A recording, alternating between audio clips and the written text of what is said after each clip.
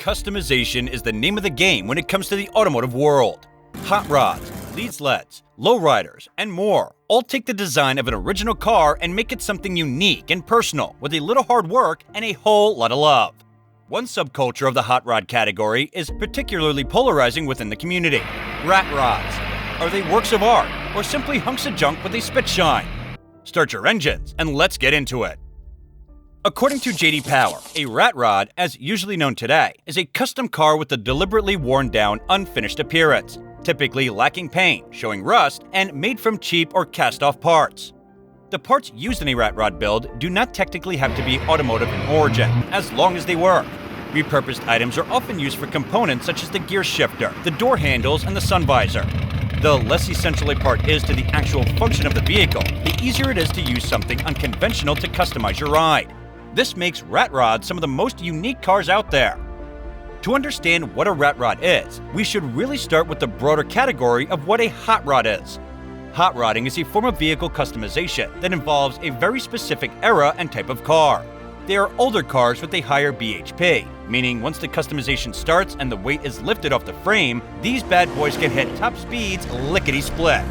Historians are divided on the origins of the term hot rod. Some claim it is a shortened version of hot roadster, while others believe it was a term for hooligans and armed criminals that was co-opted to refer to the fast and dangerous personas of the cars themselves.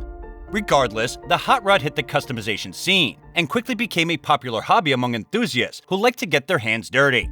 The rat rod subculture was originally a recreation of the increasingly high cost of restoration and customization of traditional hot rods. These cars could cost nearly $100,000 to finish, and then they were parked in garages. They were rarely, if ever, driven out on the open road, being delegated to the role of very expensive paperweights. The first rat rods were built in the spirit of the original hot rods. Hot rods and motorcycle mods had similar origins, with the only limitation being the skill and ability of the owner. These cars were built to be shown off on the road, being driven and enjoyed. The word ratty has been synonymous with shabby or worn down since the mid-19th century. Rat bikes were early motorcycles that were refurbished haphazardly and customized with whatever was available. The rat bike was born out of necessity and eventually became an accepted style all on its own in time. Despite the immediate connection to rat bikes, the application of the term rat rod was, many believe, a common derogatory way of referring to what some believe to be cheap imitations of a popular art form. The stark difference between the sleek, finished forms of hot rods and street rods and the intentionally ratty look of their rat rod counterparts led many to turn their noses up at the subculture wholesale. Rat rods followed in the footsteps of their forebearers, with their rugged appearance being a visual reminder of the history and legacy they aim to engage. Naturally, this rugged nature and the built-from-the-ground-up aesthetic drew in certain crowds and often embodied their influence as well. Rat rods are often described as Mad Max cars, and it is no mystery why. The influence of the bikers, rockabillies, punks, and greasers is evident. There is an anarchy to the rat rod community that has distinct control over the look and feel of the vehicles.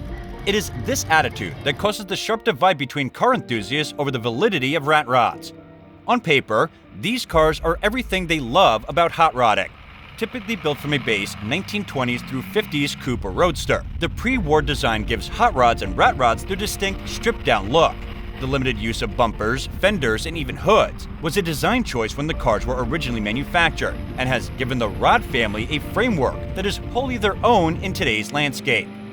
From there, the two cultures take different paths. Rat rodders are fans of industrial, forgotten, and minimalist looks. They are chopped, channeled, and sectioned until they get the broken-down shape they are after. Their low profile is reminiscent of other rod styles, but the rats are a breed all their own. Gary Bakerville of the magazine Hot Rod is credited with coining the term rat rod when describing a build from Robert Williams. The artist had designed the car to look old and beat up, and it brought to mind the rat bikes of the past. And so, the connection with the homemade bike builds was cemented in the public consciousness. The rat rod aesthetic goes back much further than that, though.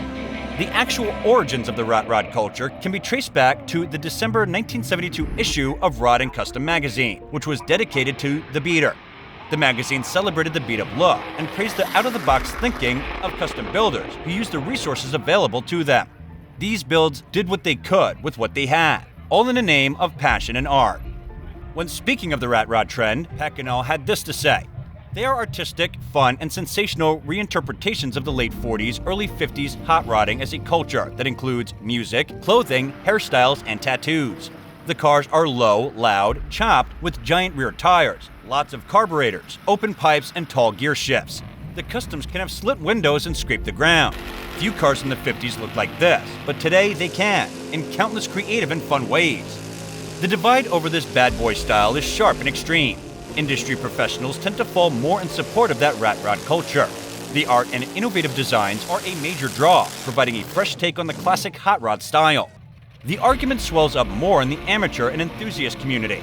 Hot rod fans have a tendency to see rat rods as cheap imitations and offensive to those who pour time and money into building immaculate hot rods.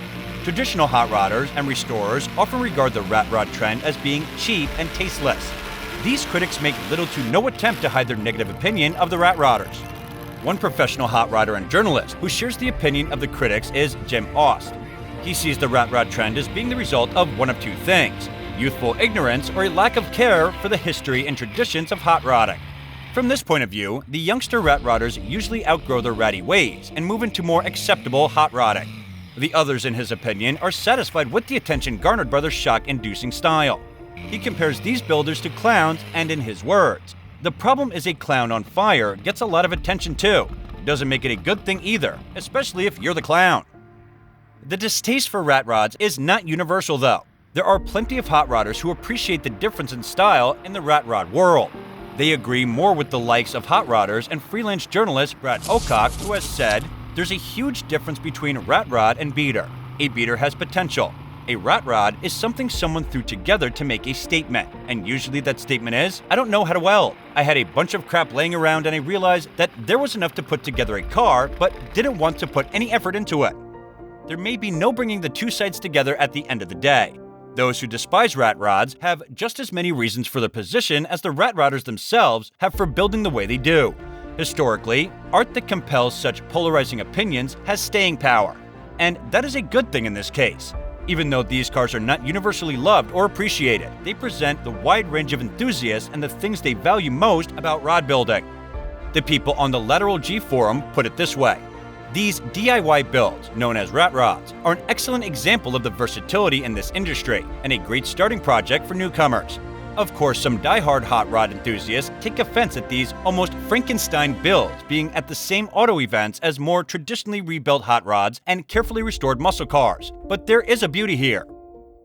Where do you stand on the rat rod trend? Are you a die-hard traditional hot rodder? Or do you see artistic merit in these ratty rods?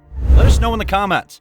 If you liked this video, be sure to check out one of the other suggested videos on the screen. Thanks for watching, and we'll see you in the next one.